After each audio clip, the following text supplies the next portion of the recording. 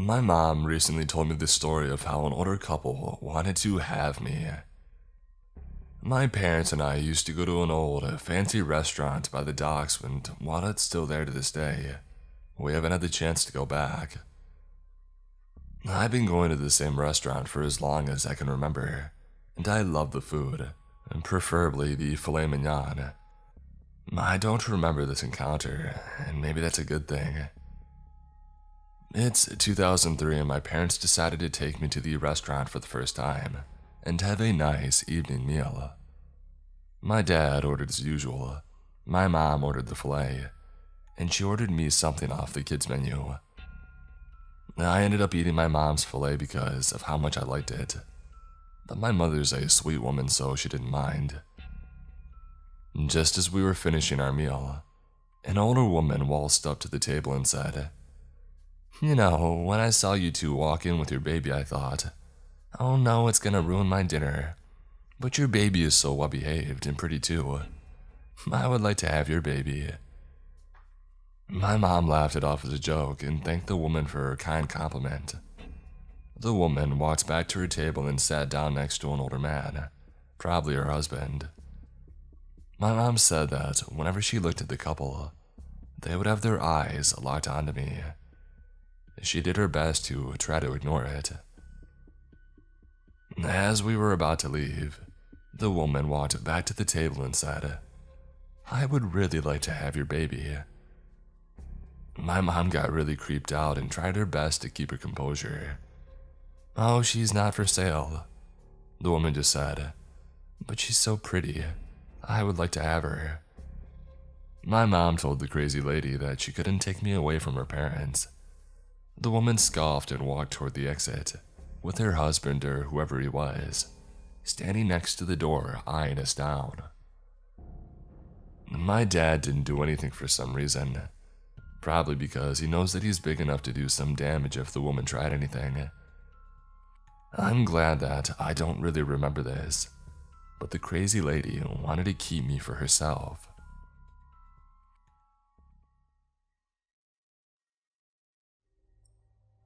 Rewind to my year in 4th or 5th grade, and I'm turning 19 soon now. My grandmother from Alaska had drove her motorhome down. I'm in Florida, and she had brought her beagle, Ginger. My friends and they were my siblings lived about a 10 to 15 minute walk away from my house, and I wanted to show them my grandma's dog since I was already taking her out for a walk. I had gotten about 5 minutes from my house, so literally just down the road a little bit, and I crossed the main drag. A little bit further down is a church. My house at the time and the church's property were bordering each other. I'm on the opposite side of the road where the church is located, and there's a small circle driveway. So Ginger stopped to smell some bushes and I'm just like, okay, get a smell and we can go. But then a guy in a white truck with a small trailer pulls in and parks there, and I don't really think anything of it. He gets out of the car and leaves the door open. I look over, and there's a girl maybe 7 or 8 in the passenger seat. Her knees are against her chest and she looks scared. The guy hollers at me from across the street, so naturally I look over.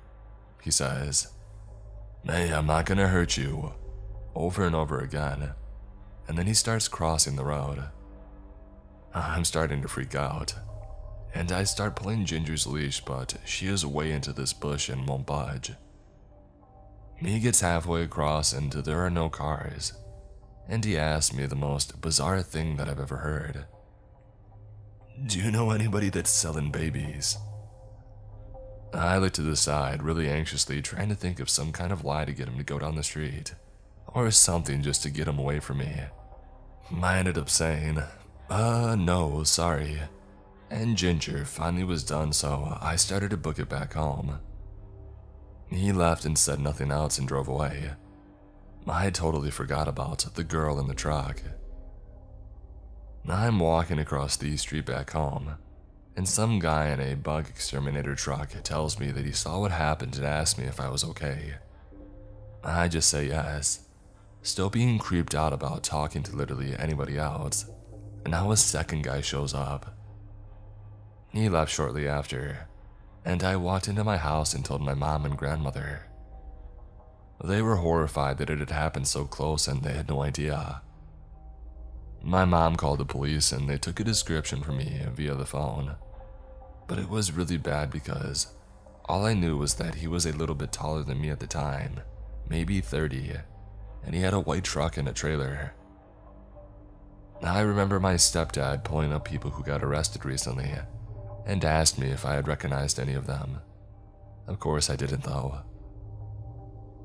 Years later, and I really hope that girl is doing fine. And I just hope that was his daughter being really creeped out by him. Also, I hope no other kids got to talk to him. It was a really nerve-wracking experience.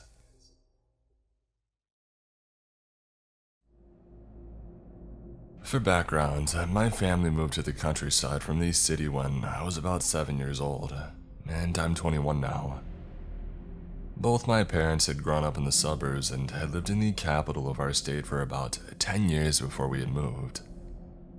It definitely took us some time to get used to the train tracks that ran by our house, the wild animals, the weird but kind neighbors, and the odd visitors.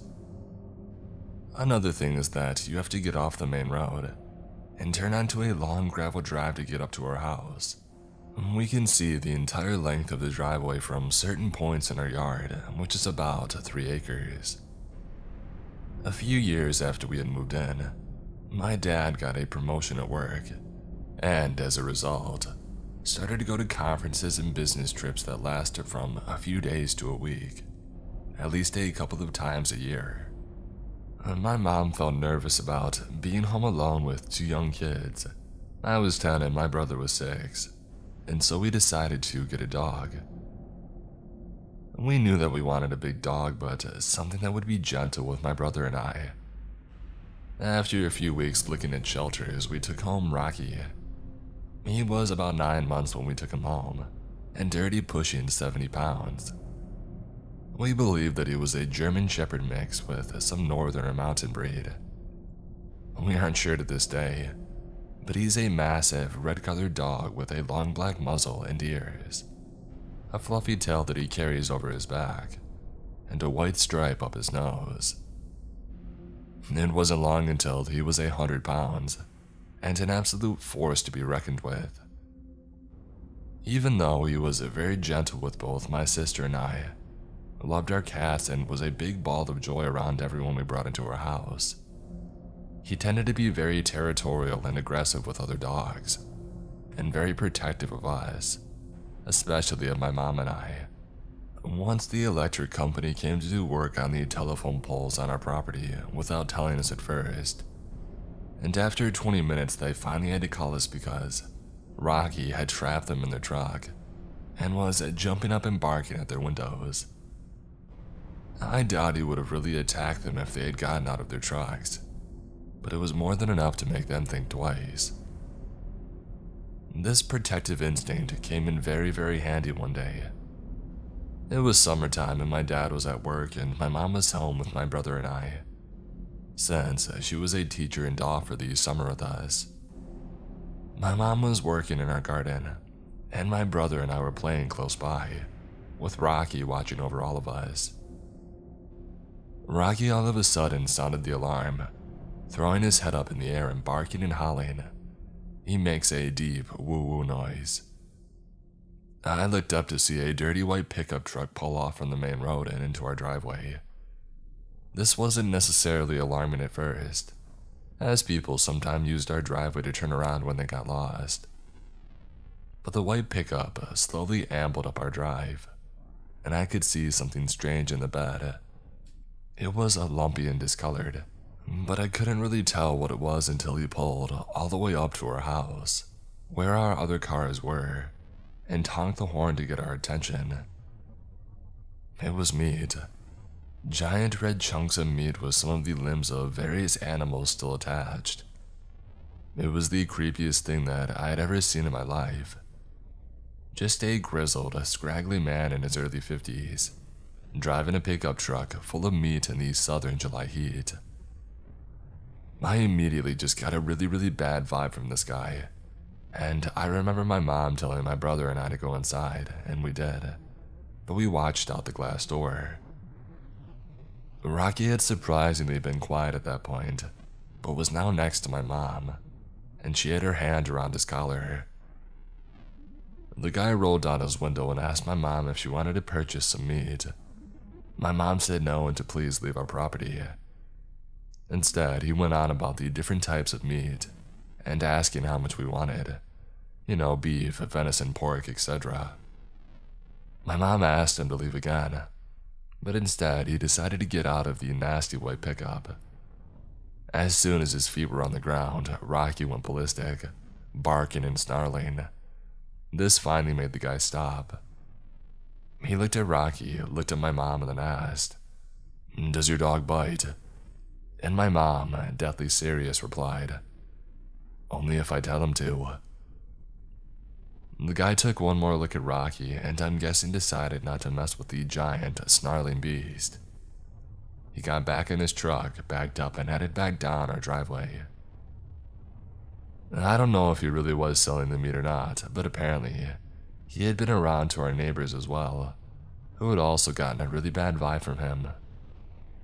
We'll never know what he was really up to with those giant slabs of meat in the bed of his pickup truck. Maybe he was just a weird guy trying to sell some sketchy meat. Maybe he was looking for something else. We never saw the meat man, as we started to call him, again though. To this day, Rocky is still kicking it, by the way. He's almost 15 and now he's completely deaf. But he's still out in the yard on summer days, watching over us.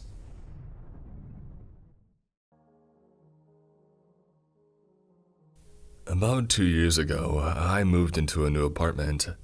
The walls were very thin and because of the fire safety laws in my city, my bedroom had one window which led into the living room, and none with outside access. The window will be important later. It was 3 bedrooms, one for me, one for the master tenant, and one spare, which at the time was rented out by a pretty friendly guy. Well, the friendly guy had issues with his work visa, and had to move back to Canada last minute, leaving us about 2 weeks to find another roommate. Our quickest and easiest option was Craigslist. Due to my work schedule, I had no part in the selection process, but I was content when the new roommate moved in a little later. He seemed a bit off but friendly. He was a very tall, large guy but pretty quiet, and not someone I wanted to go out of my way to hang out with, but I was okay to be around and be cordial with. About 2 weeks into his move-in, the master tenant left for Hawaii, leaving him and I alone in the home for a month-long duration of his stay. For the first few days, things are pretty normal. All of a sudden, about 4 days into the trip, I am woken up about 8 a.m. to a frantic knocking at my door. My roommate, we'll call him Kyle, is standing there when I open up, looking frazzled.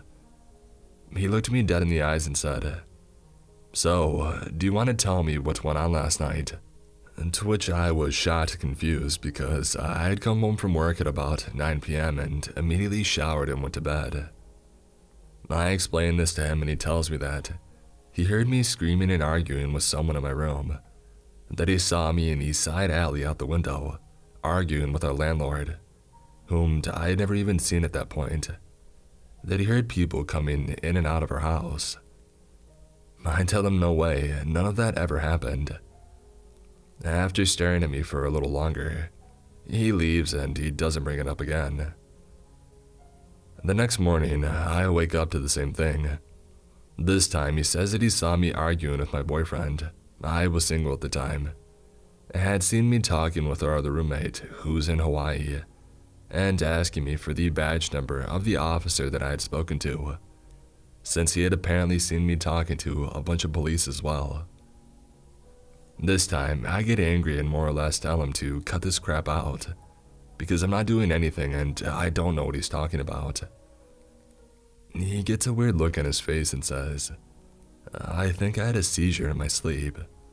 The next time it happens, I call an ambulance. Andy leaves for a bit, only to start knocking again about an hour later, and when I open up, Kyle repeats the exact same story verbatim. This happens once more before I tell him to leave me the heck alone and leave for work. I go to work as normal and I am reluctant to return that night, but I'm too tired to switch to an alternate location. Big mistake. About 1 a.m., I wake up to slamming doors. Kyle is pacing back and forth between his bedroom, the living room, and out the front door, walking in and out of each room, turning the lights on and off, mumbling angrily and slamming the doors. I can see his figure pacing back and forth through the frosted window in my room that leads to the living room. Since my room is dark, he can't see inside. Suddenly, he screams, "I can't live like this. Why are you doing this to me?" I think he's on the phone and I don't respond. A few moments later, he screams my name repeatedly and I realize that he's directing it towards me. I knew I had to get the heck out of there. So I very quietly creep out of bed and start getting dressed and packing a bag of clothes for work in the morning. I'm almost done when he screams, "I hear you," and charges over to my room, slapping the wall next to my door and not touching the door itself. I look toward my window and I see his shadow lean all the way forward, pressing his ear up against the glass. I was terrified and sat completely still, unmoving. He eventually screams my name again and moves away from the window, and I hear him start pacing between rooms again. Now, my shoes are kept on a rack outside of my door, and not inside of my room, so I know that when I'm going to leave, I'm going to need to take a moment to put them on. I decide to wait until his pacing takes him out the front door again, at which time I plan to grab my shoes, put them on, and run. As I'm formulating this plan, the pacing stops. He screams, "Do you want to fight about this? Come out right now and we'll fight, I swear to God." Now, I'm a very small 5-foot girl and this guy is easily 3 times my size, so I'm definitely not looking for a fight, thanks but no thanks. After a few minutes, he turns off all the lights and I hear the door to his room open and close, followed by silence. I wait for a moment to be sure that I can't hear any movement, and then I decide to take my chance. I took a deep breath and pulled my door open quietly. I step out and grab my shoes before I look up a second later, and I see him standing shirtless with just a pair of boxers and socks on in the dark of the hallway, his arms hung slightly outward in an awkward position. He says in a low, calm voice, "Ma'am, we need to talk." That was a hard no for me, so I grab my shoes and run out the door with them in hand. I run about a half block barefoot before I stop and put them on. When I look back, he's standing in the porch lights of a front door, watching me run but not moving. Luckily, I had a friend who lived 2 blocks away and I had their spare key, so I let myself in and I crashed there for the night. And that's where I stayed for the next week or so while we worked things out with the master tenant, and Kyle agreed to move out within the week. He said that he doesn't remember anything that happened, or wasn't sure if it was real or not. But if I said that's what went down, then it must be real. The day Kyle left, he sent me a photo of the house key sitting on the table and says, "I'm out, nothing else." I take a friend over there with me to scout it out and ensure that he actually left. And when we get there, we discover that not only had he left a ton of food and furniture, but he had ripped all the fire alarms out of the ceilings. He had unscrewed and removed the deadbolt to the front door, and left them lined up neatly on the front table. We then realized that my front door can only lock by using a key from the outside, and that it had been locked when we had arrived, meaning Kyle still had a key. We called a locksmith immediately. Even after changing the locks, I was still terrified to stay there alone afterwards, and never went to sleep at night without barricading the doors with chairs and other furniture. To this day, I still fear for his safety. He was obviously psychologically unstable, but I also wonder what could have happened if I hadn't been as lucky as I was.